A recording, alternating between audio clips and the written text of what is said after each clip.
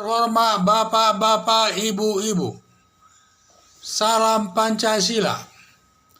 Bapak-bapak, ibu-ibu yang melihat video saya ini, tolong jangan lupa subscribe, like, dan di-share.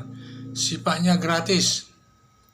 Saya akan mengomentari Roma Hurmuzi bebas, tinggal tunggu putusan kasasi.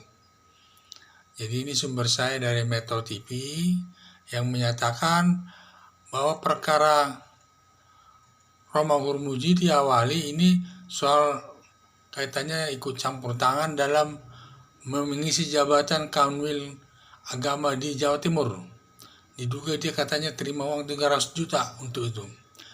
Itu yang dilakukannya pada saat itu. Sekarang perkaranya sudah disidangkan di pengadilan negeri. Ternyata putusan pengadilan negeri kelihatannya tinggi, sehingga Roma Hurmuzi naik banding ke pengadilan tinggi Jakarta. Dengan kasasi perkara bandingnya ini, rupanya hakim menjatuhkan hukuman 1 tahun. Pas-pasan dengan dia sekarang sedang menjalani hukuman 1 tahun sehingga pas keluar. Jadi pas hukumannya dipaskannya dengan tahanannya itu, sehingga Roma Hurmuzi sudah keluar dari tahanan, istilahnya sudah dibebaskan. Sebenarnya dia sudah menjalani hukuman itu. Dan selanjutnya putusan itu sudah dia berada di luar tahanan, tetapi dia menunggu putusan Mahkamah Agung karena putusannya terlalu rendah sehingga jaksa penuntut umum mengajukan kasasi. Batas mengajukan kasasi adalah 14 hari. Kalau mengajukan banding batas waktunya adalah 7 hari. Sedangkan batas mengajukan kasasi ke Mahkamah Agung adalah 14 hari. Dan sekarang kasusnya sedang di Mahkamah Agung.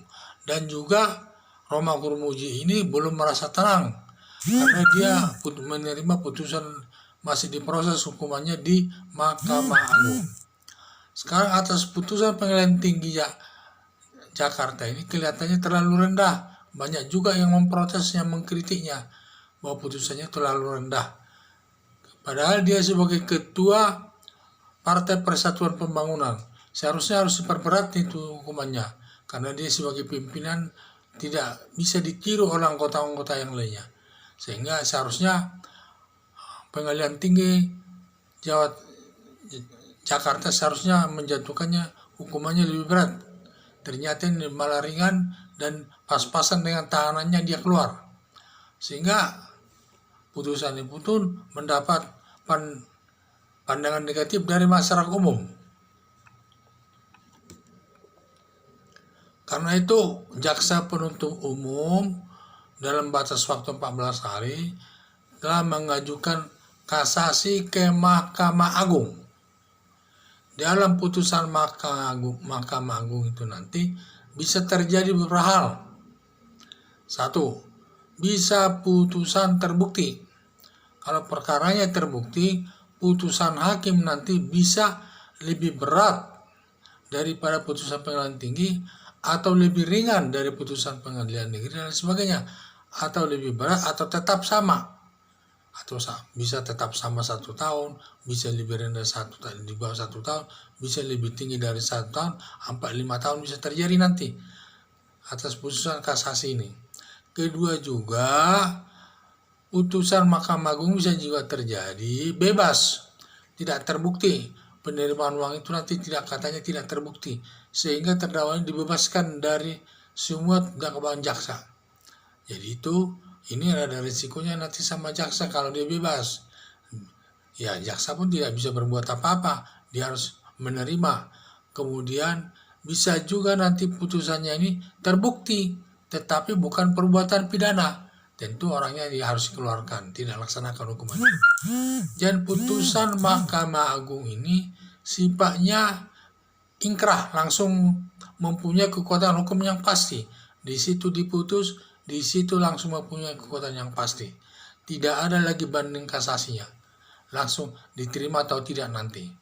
Apa putusan Mahkamah Agung? Kedua belah pihak harus menerima hukuman itu. Tidak boleh menyatakan tidak setuju atau tidak. Jadi mereka harus menerimanya, karena putusan Mahkamah Agung itu adalah putusan akhir, putusan pengadilan yang sifatnya putusan hakim yang terakhir ini, yang tertinggi karena putusan hakim yang tertinggi itu di tangan Mahkamah Agung. Jadi tidak ada lagi proses upaya hukum yang lain. Jadi inilah yang makanya itu, kecuali nanti sifatnya terdakwa itu kalau dihukum nanti Mahkamah Agung lebih berat, dia bisa mengajukan peninjauan kembali ke Presiden, yaitu sifatnya kalau ada bukti baru. Paling itu nanti yang bisa dilakukannya kalau nanti putusan Mahkamah Agung lebih berat, dia tidak bisa menerima, Romawi bisa mengajukan peninjauan kembali ke Mahkamah Agung dan putusannya tetap dijalani. Tidak, kalau di peninjauan kembali itu di samping dia melakukan peninjauan kembali, hukumannya tetap dijalani. Demikian.